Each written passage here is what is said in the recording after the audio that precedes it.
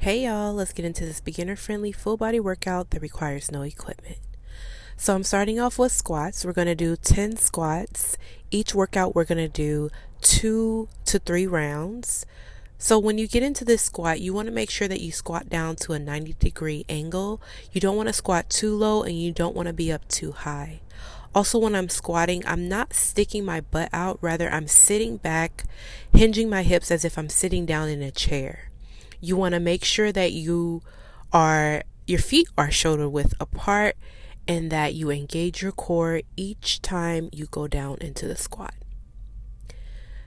Next, we're switching over to reverse lunge, and here I'm just adjusting my posture. Also, you want to make sure that your feet are hip width apart. Take one leg and you're going to lunge backward. You want to make sure that your knee goes down far enough, but not too far where you scrape your knee on the ground. As you're lunging, you want to make sure that you keep your upper body upright and you're not hinging forward or leaning back. You want to keep your upper body upright as much as possible.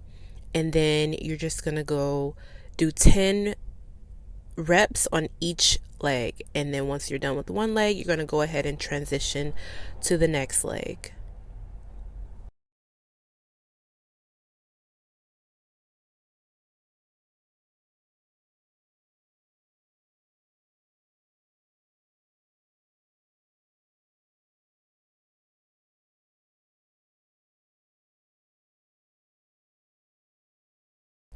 All right, so now we're transitioning into our hip thrusts. So for this, you want to get a mat. If you don't have a mat, you can grab a towel or just do it on the ground, whatever you're most comfortable with. Engage your core, and then you're going to go ahead and lift up your glutes.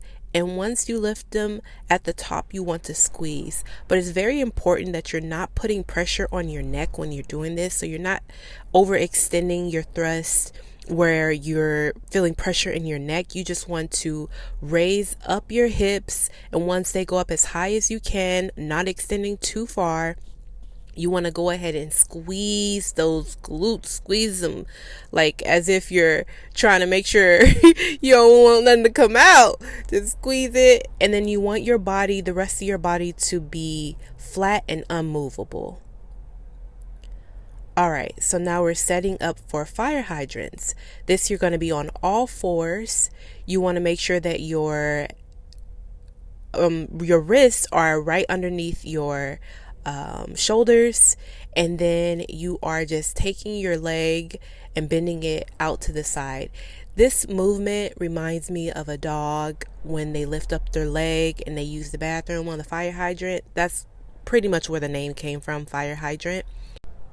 So you're going to do one leg at a time, and make sure that you're not moving your body. You just want to move your leg only. So here I'm just showing you the opposite leg and switching angles so you can see that I'm just taking my leg, bending it, and just opening it up to the side. I don't know how else to explain that without it sounding weird, but you get what I'm saying. And you're going to do 10 reps on each leg.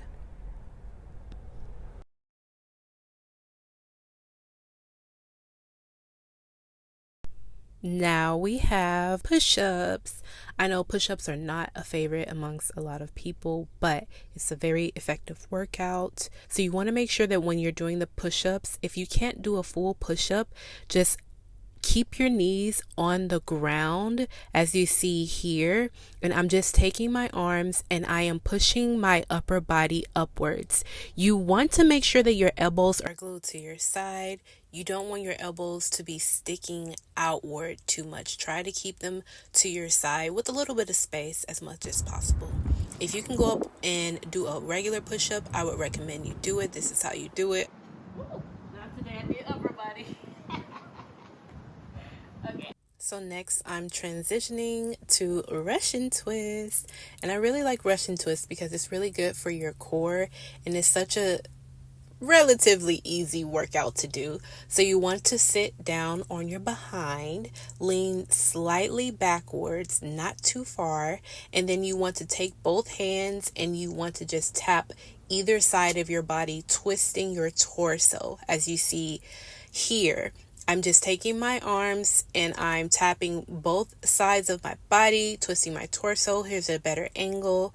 You can get faster movements with this, but I'm just showing you slow and controlled so you can see how it's supposed to look. And then over time, you can go faster and even add more reps.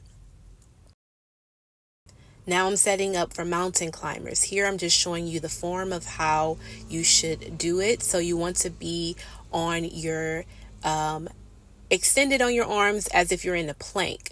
And then you're just going to take one leg and take your knee and drive it up to your elbow. You're going to do that on either side, and then you'll pick up the pace a bit.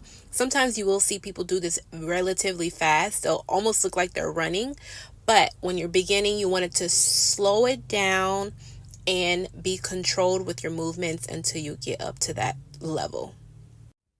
Now, speaking of planks, we're going to go into a plank hold, and you can hold it as long as possible, 10 seconds, 45, a minute. I would challenge you to do a minute, but just hold as long as you can and work your way up to a minute.